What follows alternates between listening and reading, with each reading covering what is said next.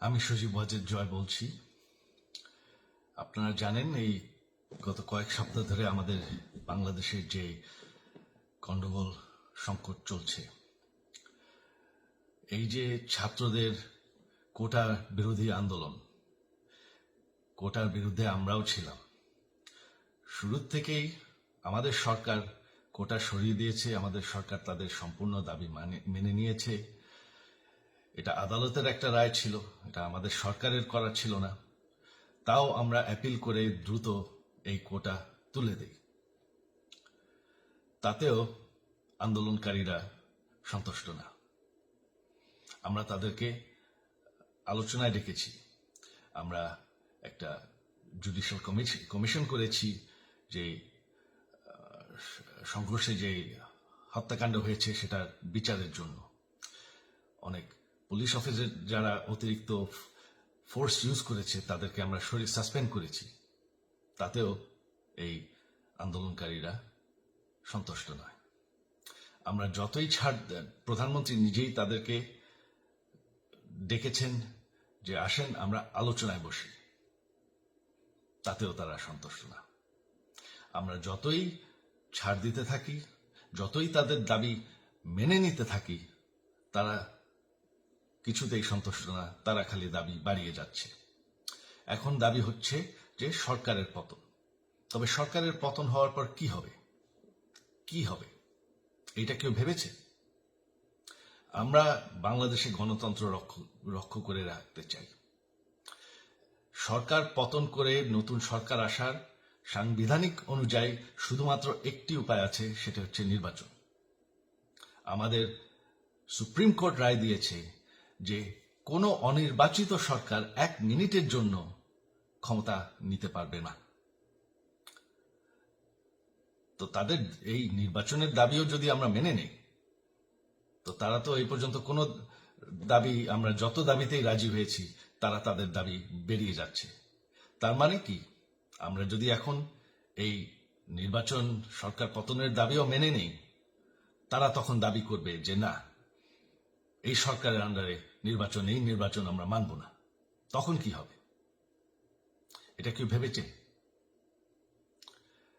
জানি আমাদের সেই সুশীল সমাজ আবার আলোচনা করছে সেই তত্ত্বাবধায়ক সরকারের অভিজ্ঞতা তো আমাদের আছে। আপনারা ভুলে গেছেন সেই তত্ত্বাবধায়ক সরকারকে নষ্ট করে দেওয়া হয়েছিল বিএনপির আমলে ইলেকশন রিগ করার জন্য।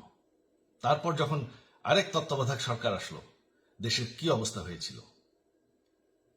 শেষমেশ সব থেকে বড় কথা যে আমাদের সংবিধানে স্পষ্ট বলা আছে এবং আমাদের সুপ্রিম কোর্ট রায় দিয়েছে যে অনির্বাচিত সরকার 1 মিনিটের জন্য দেশের ক্ষমতায় থাকতে পারবে না। আমরা আওয়ামী লীগ, আমরা আন্দোলন করেছি, আন্দোলন করে এই দেশকে স্বাধীন করেছি, আন্দোলন করে গণতন্ত্র ফিরে এনেছি, আন্দোলন করে আমরা দেশের উন্নয়ন করেছি। আপনারা যে বঙ্গবন্ধুর মেয়ে শেখ হাসিনার বিরুদ্ধে বলছেন, আজকে শেখ হাসিনা না থাকলে বাংলাদেশ এতদূর আসতে পারত? অসম্ভব।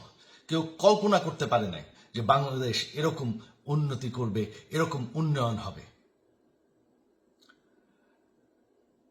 ঠিক আছে, শেখ হাসিনার পর আপনাদের কি হবে সেটা আমারও চিন্তার বিষয় না, আমার পরিবারের আর চিন্তার বিষয় না, আপনারা বুঝবেন। তবে এইভাবে সংঘর্ষ করে, হত্যাকাণ্ড করে ক্ষমতা দখল করা যাবে না। এটা আর আন্দোলন না।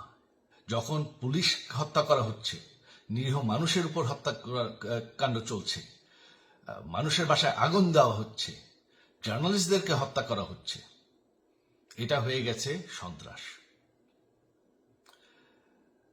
আর সন্ত্রাস মোকাবেলা শুধুমাত্র একটি ভাবে করা যায়।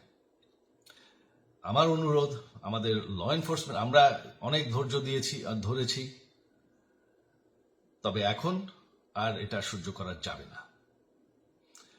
ল এনফোর্সমেন্ট এজেন্সি, বিজিবি এবং কি আমাদের মিলিটারির প্রতি আমার আহ্বান যে আপনাদের দায়িত্ব হচ্ছে আমাদের দেশের মানুষকে নিরাপদ রাখা। এবং আমাদের দেশকে নিরাপদ রাখা, আমাদের দেশের সংবিধানকে নিরাপদ রাখা, সংবিধানকে রক্ষা করা। তার মানে 1 মিনিটের জন্য কোনো অনির্বাচিত সরকার আমাদের ক্ষমতায় আসতে দিবেন না। এটা হচ্ছে আপনাদের দায়িত্ব, কারণ সেইটা হলে আমরা আবার পাকিস্তানের মতন হয়ে যাব। আমাদের এই যে 15 বছরের উন্নয়ন সব শেষ হয়ে যাবে। বাংলাদেশ এর থেকে আর কোনোদিন ফিরে আসবে না। আমিও সেটা চাই না, আপনারাও সেটা চান না। আমি সজীব ওয়াজের জয় যতদিন আমার পক্ষে সম্ভব আমি সেটা হতে দেব না। জয় বাংলা, জয় বঙ্গবন্ধু।